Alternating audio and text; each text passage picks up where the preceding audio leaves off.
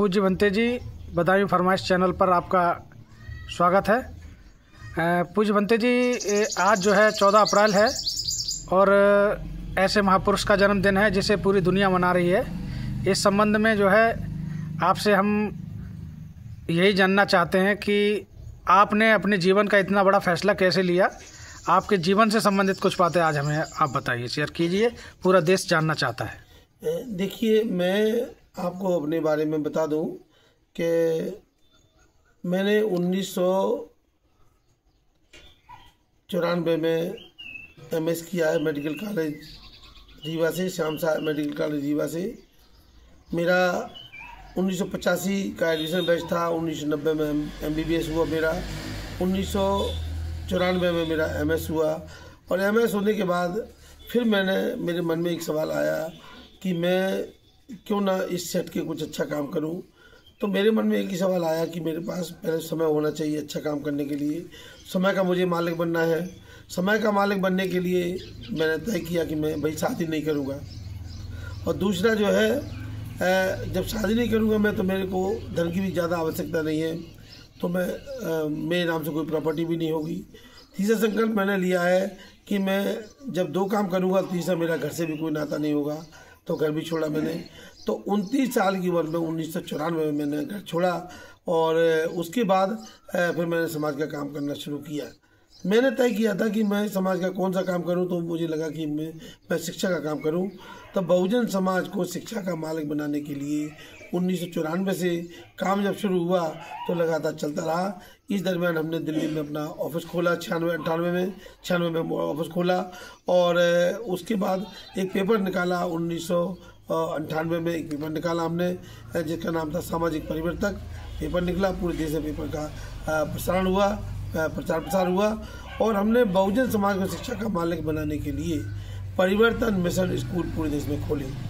लगभग 225 विद्यालय खोले और 225 विद्यालय खोल करके हमने इस देश में बहुजन समाज को शिक्षा का मालिक बनाने की दिशा में ले जाने की कोशिश की। उसके बाद वो विद्यालय आज भी चल रहे हैं और उनमें से बहुत सारे विद्यालय बहुत ही अच्छे किस्म के चल रहे हैं, जिनमें से पढ़ करके बच्चे IITN बने हैं, जिनमें से पढ़ करके बच्चे डॉक्टर बने हैं, जिनमें से पढ़ करके बच्चे बहुत सारे वकील बने हैं, बहुत सारे बच्चों का भविष्य बना है उससे। उसके बाद हमने एक काम करते अब जब हम काम कर ही रहे थे तो हमने 16,500 किलोमीटर साइकिल की यात्रा भी की है। साइकिल की यात्रा में जम्मू कश्मीर से कन्याकुमारी, मऊ से लेकर कोल्हापुर, पूरा उत्तर प्रदेश, पूरा मध्य प्रदेश, बिहार में भी चलाई, छत्तीसगढ़ में भी साइकिल चलाई, 4-5 प्रदेशों में हमने मोटी साइकिल चलाई है। और ऐसे करके 13 प्रदेशों में हमने साइकिल कवर की, जम्मू कश्मीर से कन्याकुमारी तक। तो काफ़ी संघर्ष दिशा में रहा है हमारा। उसके बाद फिर हमने लोगों जोड़ने का भी काम किया, कैडर कैंप के माध्यम से, सेमिनार के माध्यम से, सिम्पोजियम के माध्यम से, इसके अलावा फिर बड़े बड़े सम्मेलनों के माध्यम से। ये जोड़ने का काम इसलिए किया क्योंकि सामाजिक कार्य था और इसमें स्कूल खोलने की जो प्रक्रिया हमारी थी और आज भी वो प्रक्रिया हमारी है, वो ये है कि जब तक समाज तैयार नहीं होगा स्कूल खोलने के लिए, हम स्कूल नहीं खोलते। समाज तैयार हो उसके लिए कि हाँ भाई, हमको शिक्षा का प्रबंध करना है अपने बच्चों के लिए, तो हम शिक्षा का प्रबंध करने में लगे हुए हैं। इसी काम को करते करते फिर लंबा समय गुजरा, इसमें काफ़ी लंबा समय गुजरा और पूरे देश में काम हुआ है, विदेशों में भी जाकर के यात्राएं की है। और फिर उसके बाद मैंने अपनी दिशा को थोड़ा बदला और मुझे लगा कि भगवान बुद्ध के मार्ग पर मुझे चलना चाहिए।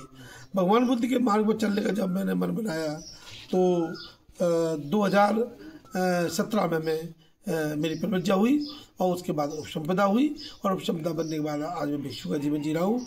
और अभी तत्कालीन हमने तय किया है कि हमको महाबोधि महाविहार जो आंदोलन चल रहा है, इस आंदोलन में अपनी भागीदारी निभाना चाहिए और इसके लिए हमें कि महाबोधि महाविहार मुक्त हो, इसके लिए सांची से लेकर के और बुद्धगया तक हमने पदयात्रा का तय किया है। और इस पदयात्रा में हम आज 14वें दिन यहाँ पर हम पहुँच चुके हैं और अब यहाँ से हम आगे की ओर रवाना होंगे, अपने पड़ाव की ओर। आगे का पड़ाव हमारा तैयार है, पड़रिया में जाके हमारा भोजन दान होगा और उसके बाद आगे महिंद्रा से होते हुए पन्ना जिले में जो पड़ता है वहाँ से होते हम आगे निकल जाएंगे और इस प्रकार से हम जो है अभी पद यात्रा में निकले हुए हैं और हमारा एक ही लक्ष्य कि महाबोधि महाविहार मुक्त होना चाहिए। और हम देश के सभी लोगों से अपील कर रहे हैं, देशवासियों से अपील कर रहे हैं, जो बुद्ध को मानने वाले लोग हैं, जो बुद्ध को समझने वाले लोग हैं, जो ये समझते हैं कि भगवान बुद्ध की धरती है, इस पावन धरती के लिए संघर्ष चल रहा है, तो हम जो है उसके लिए उनको अपील करते हैं कि वो पूरे देश के लोग 12 मई 2025 को बोधगया पहुँचे और बोधगया पहुँच करके अपनी उपस्थिति दर्ज कराएं और किसी भी हर हाल में ये मतलब महाबोधि महाविहार मुक्त होना चाहिए। ऐसी अपील के साथ हम संघर्ष कर रहे हैं, सड़कों पर उतरे हुए हैं और हमारी उम्मीद है कि हमें इसमें जरूर सफलता मिलेगी। पूज्य भंते जी, आपसे एक सवाल की और जानकारी जानना चाहते हैं कि आज हमारे एक ऐसे महापुरुष का जन्म है जिन्होंने जो है बहुजन समाज की, पूरे शूद्र समाज की दिशा और तकदीर और तस्वीर सब कुछ बदल दिया और आज उनका जन्मदिन है। तो ये देखने में आता है भंते जी कि साल भर में एक बार ये 14 अप्रैल आता है तो लोग जो है बड़े हर्षोल्लास के साथ इसे मनाते हैं, लेकिन हर्षोल्लास के साथ मनाने के बाद फिर वो पूरी साल नज़र नहीं आते हैं। तो उनके लिए आपका क्या संदेश है, क्या कहना चाहते हैं आप? देखिए, बाबा साहब अम्बेडकर की जयंती जो हम लोग मनाते हैं और हम भी मनाते हैं, सब लोग मनाते हैं, ये अच्छी बात है। जयंती मनाना मतलब महापुरुष की जयंती मनाना कोई बुरी बात नहीं है। साल में एक बार ही भले मनाते हैं वो लोग, लेकिन साल भर याद तो करते हैं, तभी तो वो 14 अप्रैल का इंतजार भी करते हैं क्योंकि उनको याद तो रहता है बाबा साहब की जयंती। दूसरी बात कि बाबा साहब अम्बेडकर ने इस देश के जो लोग हैं उनको बहुत अच्छे से जो है ध्यान में रखा है और उनकी समस्याओं का समाधान बाबा साहब अम्बेडकर है और उनकी समस्याओं का समाधान करने के लिए बाबा साहब अम्बेडकर ने संविधान लिखा, बहुत पढ़ाई किया और पढ़ाई करने के बाद, संविधान लिखने के बाद उन्हें मौका मिला, सब लोग पढ़े लिखे और पढ़ लिख करके लोग आगे बढ़े, नौकरियों में हैं, हर जगह मौजूद हैं। तो उनको लगता है कि बाबा साहब अम्बेडकर ने हमारे लिए किया है, तो हम भी ऐसे महापुरुष को हर साल याद करें। तो निश्चित रूप से वो याद करते हैं और ऐसा हमें लगता है कि वो 14 अप्रैल को याद करते हैं, पर ऐसा नहीं है। वो साल भर याद करते हैं, इसलिए 14 अप्रैल को कहीं भूलते नहीं हैं और साल भर बाबा साहब के लिए कुछ ना कुछ काम करते रहते हैं और सब लोग लगे हुए अपने अपने स्तर पर। ऐसा नहीं कि कोई बैठा हुआ है, कोई काम नहीं कर रहा है, ऐसा बिल्कुल भी नहीं है। लोग कर रहे हैं काम, अपने अपने स्तर पर लोग काम करने में लगे। चलिए, बहुत बहुत धन्यवाद पूज्य भंते जी आपका और सभी दर्शकों का। मिलते हैं अगली नेक्स्ट वीडियो में, तब तक के लिए आप बने रहिए बदायूं फरमाइश चैनल पर। बहुत बहुत साधुवाद।